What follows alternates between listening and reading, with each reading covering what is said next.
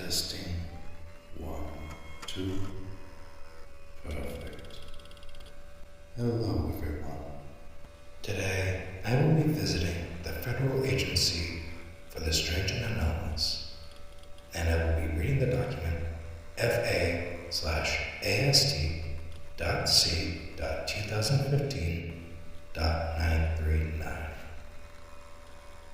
Anomaly Index Number 939. Codename Fairbanks McKenzie. Classification Level Secret. Control Assessment High. Lethality Assessment Tally -4. Value Assessment 3 stars. Fail Status Suppressed. Date of Report 2015. Date of Acquisition October 17, 2015. Current location Barrow Branch, Alaska Region. Report by Dr. Maria Lynn. Acquisition Team Stars 939. Discovery date October 11, 2015. Handling procedures. Due to the nature of Fairbanks McKenzie, the containment must adhere to the highest possible standard of health safety protocols.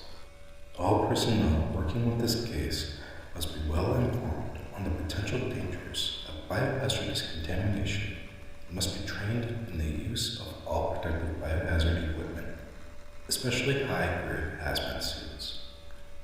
All members of staff assigned to work with Fairbanks McKenzie are subject to Protocol 939, which prevents them from leaving the biohazardous wing of the Barrow facility unless they show no symptoms of illness after a 60-day quarantine. These members of staff are to be compensated appropriately, as they will be unable to return home to see their families in person during their time working with McKenzie. The housing of the child resides on the subterranean level of the Barrow facility and is inaccessible to untrained members of staff. Testing is to be done on the Fairbanks McKenzie on a bi-weekly basis and is only to include blood, skin, mucus, and urine collection. All samples collected from trials involving McKenzie are to be kept in-house. Under no circumstances are any samples collected from McKenzie to exit the premises of the biohazardous wing of the Barrow Branch facility. All biological materials from the subject are to be labeled and stored securely while not in use. All work done using this material is to be extensively logged, and all materials are to be checked daily for tampering, theft, or fraudulent documentation. In the event that material is found to be missing or unaccounted for, the Barrow Branch is to be under immediate lockdown while surveillance is reviewed by security personnel. Currently, intensive or invasive studies into the biology of the child have not been approved by the Ethics Oversight Division due to her age. The next review by the EOD to determine the ethicality of more intense experimentation is scheduled for April 12, 2027, the week following her 18th birthday. In compliance with the standards and expectations established by the Ethics Oversight Division for handling cooperative intelligent anomalies, the agency is to provide for the anomaly's basic human needs. And McKenzie is entitled to a monthly budget of the greater value between $5,000 and 1/10 of the income they produce for the agency. In this case, McKenzie has a spending limit of $5,000 for basic amenities and luxuries upon administrative approval, and the request by the subject is to be brought to her housing unit. At the request of McKenzie's ethical and legal advocate, and an agency-provided attorney named Andrew Thompson, the costs of eczema products, lotions, creams, etc., loose-fitting soft clothes, and lighting with controllable brightness have been purchased by the agency as if they were standard handling fees. Though previously codenamed as Malaise McKenzie, the codename has been changed to Fairbanks McKenzie following the request of Andrew Thompson for a less depressing codename and the discovery of a new strain of orthopoxvirus named Borreliopox in Fairbanks, Alaska.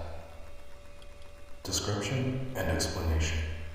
Fairbanks McKenzie is a 6-year-old girl named McKenzie Walker who was born in Anchorage, Alaska on April 5, 2009. As of the date of this report, McKenzie is 107 centimeters tall and weighs 18.1 kilograms. The subject has olive green eyes, brown hair, and abnormally pale skin. When she was discovered, she was in a very poor state of health and hygiene, likely brought on by her inability to receive care due to their anomalous properties. Following the acquisition by the agency, the subject maintains a standard level of hygiene, with the exception that McKenzie maintains messy, unkempt hair. Psychological evaluations of Fairbanks McKenzie revealed that the child suffers from photophobia and heliophobia. Continued failure in treatment attempts suggest that these fears may potentially originate from the anomalous effects present within McKenzie's body. Due to this, the subject prefers to live in near darkness and is much more prone to sleep than other children her age. Treatment trials for McKenzie are ongoing, though have to provide meaningful results. Despite her containment, McKenzie maintains a gentle, soft-spoken disposition and rarely acts out or acts against agency caretakers assigned to her. Despite her status as an orphan, McKenzie possesses average intelligence for a child her age, though McKenzie's speech is slurred and her words are drawn out. She possesses an average vocabulary and has been able to provide meaningful information to researchers and caregivers through conversation and interview. Fairbanks McKenzie is considered to be a highly contagious vector for a wide plethora of diseases, some of which have yet to be documented by modern science, and more of which are considered to be extinct or near extinct within the modern world. Due to the unprecedented number of pathogens detected within the body of McKenzie, a complete list of diseases that have been found is unavailable. However, several diseases are of interest to the federal government, and by extension the agency, as bioweapons to utilize against other agencies. Listed below are all pathogens found within Fairbanks McKenzie that are of interest to the agency at this time.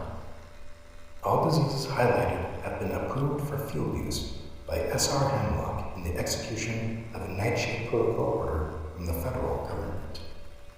The diseases include rabies, bubonic plague, Zika virus, botulism, hepatitis C, anthrax, tularmia, human immunodeficiency virus, HIV, Rocky Mountain spotted fever, hepatitis B, dengue fever, influenza, smallpox, Ebola virus disease, measles, polio, and Creutzfeldt-Jakob disease, CJD. Despite the presence of these pathogens within the body of McKenzie, the child has showcased a complete immunity to all attributes of these diseases. The only noticeable unhealthy feature of the child is a chronic case of eczema and dandruff that, as of the time of this report, has not been linked to any known pathogen. Medical examination indicates that several of these diseases have integrated themselves into subjects' melanocytes, major salivary glands, pseudorypherous glands, and bone marrow. Direct contact with McKenzie's skin or any bodily fluids possesses a severe risk of contracting any of the above-mentioned diseases, and spending any amount of time near McKenzie without full body protective equipment is unsafe due to the airborne spread of pathogens. Discovery log. The presence of Fairbanks McKenzie first became known to the agency on October 11, 2015, when reports of an unexpected breakout of the bubonic plague affecting the Providence, Alaska Medical Center reached agency intelligence agents. The first investigation, carried out by plainclothed agents, led to the hospitalization of all 4 agents who were sent to the medical center. This development led to the formation of a hazmat-equipped strike team, STARS 939, which was mobilized on October 13, 2015 at 1:30 in the afternoon. STARS 939 was able to quarantine the building and establish a no-entry zone around the medical center with no issues. Further investigation led to the discovery of Fairbanks McKenzie, and a basic understanding of her anomalous properties was established. STARS 939, after assessing the situation, determined that they were unable to move Fairbanks McKenzie without the risk of a major outbreak. With the approval of administration, STARS 939 called for an outside assistance and instructed the facility staff to perform a thorough top-to-bottom cleaning of the Providence, Alaska Medical Center before moving the girl into the basement of the facility, where a temporary quarantine zone was established. By 4:30 p.m., a team sent by Action Wound Restoration had arrived and began cleaning operations. By 8 p.m., STARS 939 had established a temporary base of operations within the basement and successfully removed all traces of their presence in the prior hours. STARS 939 confirmed a successful containment at 1:35 a.m. when the Action Wound Restoration cleaners finished their work and left the facility. STARS 939 remained stationed for 4 days, during which time research materials were produced in collaboration with doctors working for Providence, Alaska Medical Center. Several individuals who previously worked with Fairbanks McKenzie in the basement quarantine zone have since been interrogated into the agency as members of medical or research staff working on this case. Key materials produced by STARS 939, such as an initial anomalous profile and a background check from McKenzie Walker, were paramount in the development of an effective extraction strategy. A large, mechanized coffin with an enclosed loop ventilation was designed for the purpose of moving Fairbanks McKenzie from the basement of the medical center into an agency helicopter. And on October 17th at 1 in the morning, Operation Breathing Coffin was successfully executed. Notable proposals. Proposal number 1.